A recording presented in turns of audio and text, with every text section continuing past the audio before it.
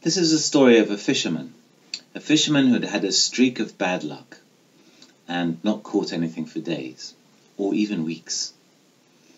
And he had told himself that the next time he pulled in an empty net, it would be a sign that he should give up fishing. And with that in mind, he hauled in his net, only to discover that at the bottom of the net there were no fish. But there were some bones, a skull, and some leftovers of something, but no fish. And he thought to himself, I said I would give up fishing if I pulled in an empty net. This net is not empty, so I shan't give up.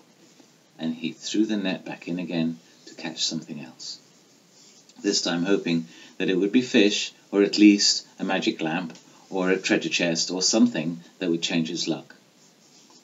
And he pulled it in, and there, in the bottom of his net, was an ape.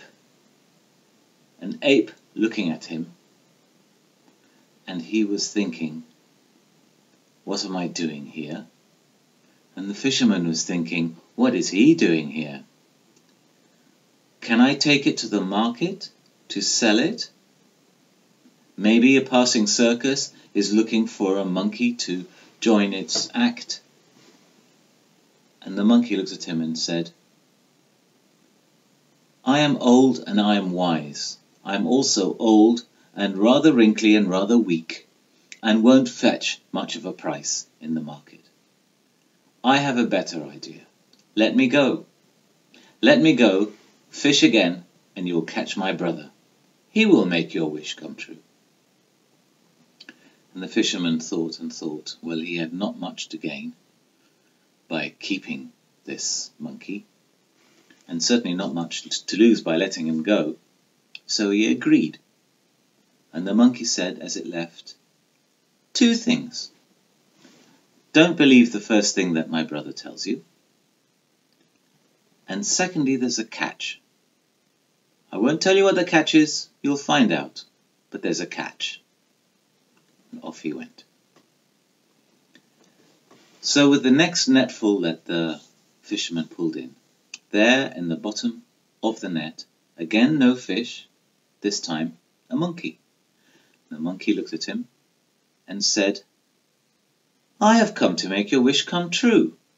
Let me go, and when you get home your house will be a palace, your garden will be sumptuous, and there will be people coming to call on you and serve on you all day.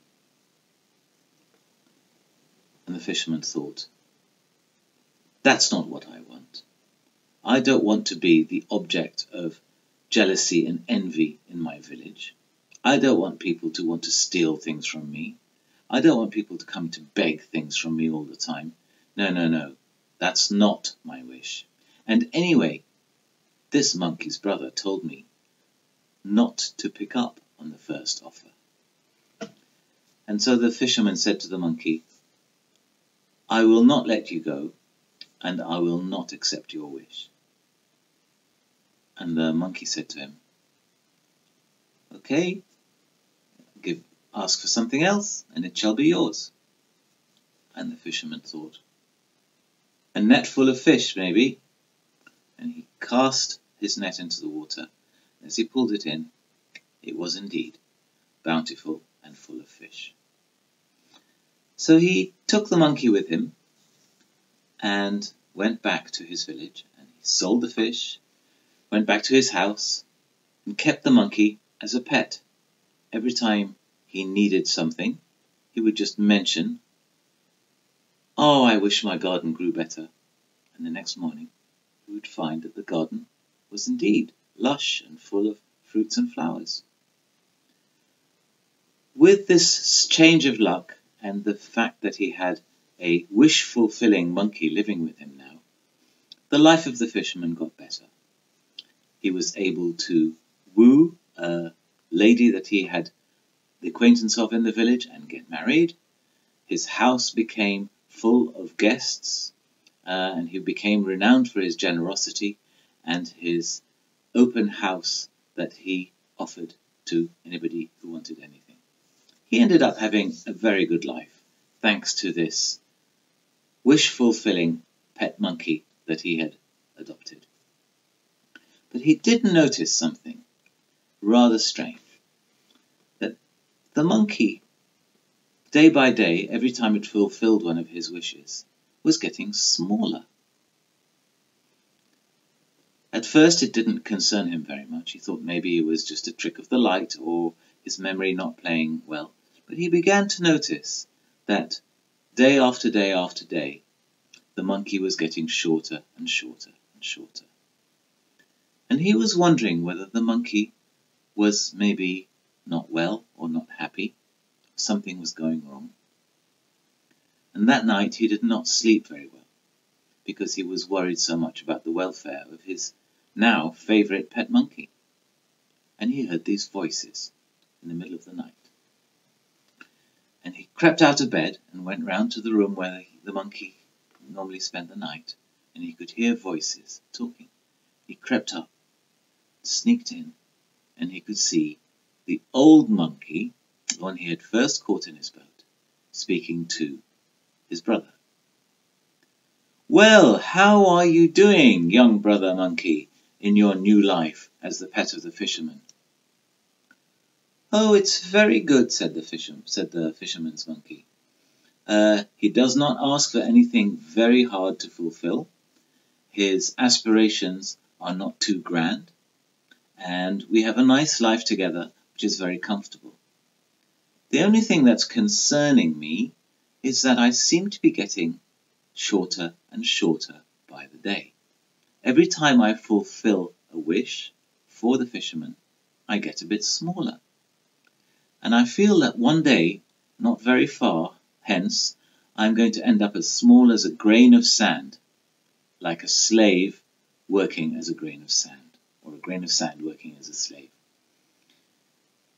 And the older, wiser monkey, stroking his chin, nodded sagely and said, "Indeed, that is what will happen, and we can do nothing about it, because that is what the fate that has been cast to us says."